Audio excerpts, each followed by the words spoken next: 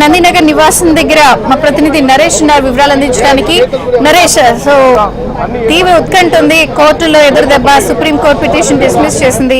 So జనవరి 7నే వెళ్ళాలి ED విచారణకి. But ఈ కోర్టులో వ్యవహారం ద్వారా ఈ రోజు వెళ్తున్నారు. ఇంకొక పక్కన అక్కడ బందోబస్తు. నివాసం దగ్గర పరిస్థితి ఏంటి? వాస్తవానికి మొదటగా నందినగర్ వచ్చిన తర్వాత ఇక్కడ నుంచి ఈడీ కార్యాలయం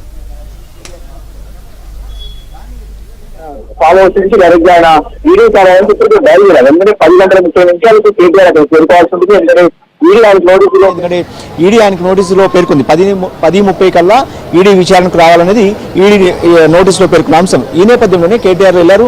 ఇక బీఆర్ఎస్ వర్గాల్లో ఒక ఉత్కంఠ కనిపిస్తుంది. ఇప్పటికే అటు హైకోర్టులో క్వాష్ పిటిషన్ ను తిరస్కరించడం, అటు సుప్రీంకోర్టు అసలు విచారణకే అంగీకరించలేదు. దీంతో కేటీఆర్ న్యాయవాదులు స్వయంగా వాళ్ళే విరమించుకున్నారు. సుప్రీంకోర్టు నుంచి పిటిషన్ ను వెనక్కి తీసుకున్నారు. సో ఈ నేపథ్యంలో కోర్టులు రెండు కూడా, అటు దేశంలోనే సర్వోన్నత న్యాయస్థానం సుప్రీంకోర్టు అయితే రాష్ట్రంలో అత్యున్నత న్యాయస్థానం హైకోర్టు, రెండు న్యాయస్థానాలు కూడా కేటీఆర్ పిటిషన్ను తిరస్కరించిన నేపథ్యంలో ఇప్పుడు ఈడీకి కావచ్చు, అటు ఏసీబీ కావచ్చు, లైన్ క్లియర్ అయ్యిందనేది రాజకీయ వర్గాల మాట. సో ఈ నేపథ్యంలో బీఆర్ఎస్ వర్గాల్లో తీవ్ర ఉత్కంఠ నెలకొంది.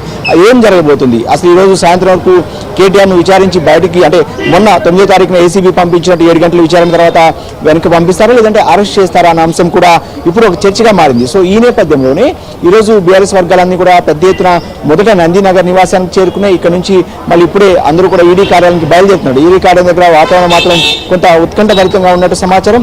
ఈ నేపథ్యంలో ఇంకొక వైపు కేటీఆర్ ఒక ట్వీట్ కూడా చేశారు.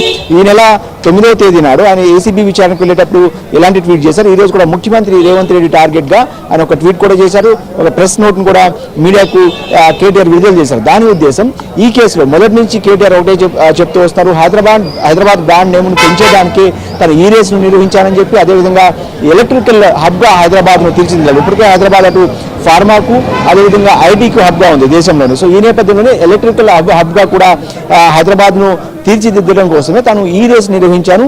తర్వాత ఏడాది అంటే 2024 సంవత్సరంలో మళ్ళీ ఈ రేస్ నిర్వహించాల్సి ఉన్నప్పటికీ కూడా ఎలాంటి క్యాబినెట్ నిర్ణయం లేకుండా రేసును రద్దు చేయడం యొక్క ఉద్దేశం ఏంటో రేవంత్ రెడ్డి చెప్పాలి. దీని మీద రేవంత్ రెడ్డి మీదే తిరిగి కేసు నమోదు చేయాలనేది కేటీఆర్ పదే చెప్తారు. ఇక ఏం జరిగింది అనేది కూడా విచారణ సంస్థలు తేల్చబోతున్నాయి. ఇక బీఆర్ఎస్ వర్గాలు మాత్రం చాలా నిశ్చితంగా పరిశీలిస్తున్నాయి. వాస్తవానికి ఈ నెల 9వ తేదీ నాడే ఆయన అరెస్ట్ అవుతారని చెప్పి అందరూ కూడా భావించారు. కానీ అనూహ్యంగా ఏసీబీ ఈడీ విచారణ కోసం, అంటే ఇక్కడ ఒక అంశం కూడా తెర మీదకి వచ్చింది.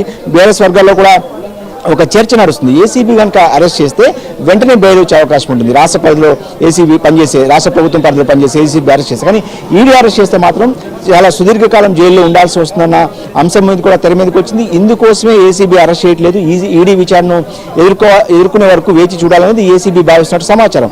ఇంకొక వైపు దీనికి సంబంధించి జగన్మోహన్ రెడ్డి కేసును కూడా బీఆర్ఎస్ వర్గాలు గుర్తు చేసుకున్నాయి. అప్పట్లో ఈడీ అరెస్ట్ చేయడం వల్లే జగన్మోహన్ రెడ్డి దాదాపు 16-17 నెలలు జైల్లో ఉన్నారు. అదే ఏసీబీ అరెస్ట్ చేస్తే కనుక వెంటనే బయటకు వచ్చేవాళ్ళన్న అంశం కూడా తెర మీదకి వచ్చింది. సో ఈ నేపథ్యంలో ఈ రోజు ఏం జరగబోతుంది? ఈ నెల వాస్తవానికి 7వ తేదీ నాడే విచారణకు హాజరు కావాల్సి ఉంది. కానీ హైకోర్టులో పిటిషన్ ఉన్న నేపథ్యంలో కేటీఆర్ మినహాయింపు కోరడం, దానికి ఈడీ కూడా అంగీకరించడం జరిగింది. 7వ తేదీ నాడు మళ్ళీ తిరిగి ఈ రోజు హాజరు కావాల్సిందిగా కూడా ముందే ఈడీ కేటీఆర్ కు సమాచారం ఇచ్చిన నేపథ్యంలో ఈడీ విచారణ మేరకు కేటీఆర్ బయలుదేరారు. అదేవిధంగా ఇంకొక అంశాన్ని కూడా ఈడీ ధృవీకరించింది.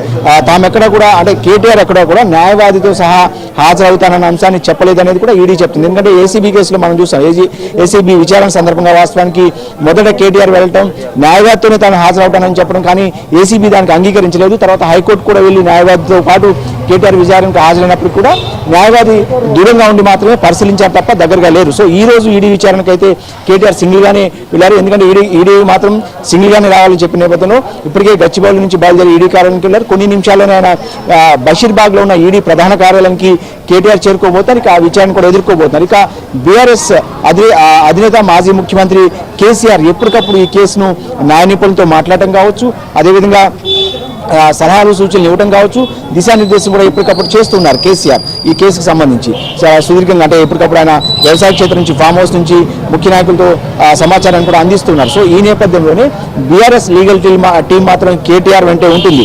ఎప్పుడు ఏం జరిగింది, ఎలాంటి పిటిషన్లు కోర్టులో దాఖలు చేయాలి, ఒకవేళ అరెస్ట్ చేస్తే వెంటనే బెయిల్ పిటిషన్ వేయాల్సి ఉంటుంది, ఇలాంటి అంశాలన్నీ కూడా పెద్ద ఎత్తున ఢిల్లీ స్థాయి న్యాయవాదులతో కూడా ఇక్కడ న్యాయవాదులు సంప్రదింపులు జరుపుతున్నారు. ఏదేమైనప్పుడు కూడా రాష్ట్ర రాజకీయాల్లో గత 2-3 నెలలుగా ఈ ఫార్మా ఫార్ములా ఈ రేస్ కేసు రాష్ట్ర రాజకీయాలను కుదిపేస్తుంది. ఇక దాదాపుగా ఈ రోజు విచారణ తర్వాత ఒక స్పష్టత, చాలా కాలంగా అటు రెండు న్యాయస్థానాలు, ఇటు సుప్రీంకోర్టు, రాష్ట్రంలో హైకోర్టు రెండు దాదాపుగా కూడా ఈ కేసుకు సంబంధించి జోక్యం చేసుకోమన్నట్టుగా అని అర్థం వచ్చేలాగా కూడా తీర్పు చెప్పిన నేపథ్యంలో ఏం జరుగుతుందన్న ఉత్కంఠ బీఆర్ఎస్ వర్గాలు అయితే కనిపిస్తుంది. Right Naresh, thank you.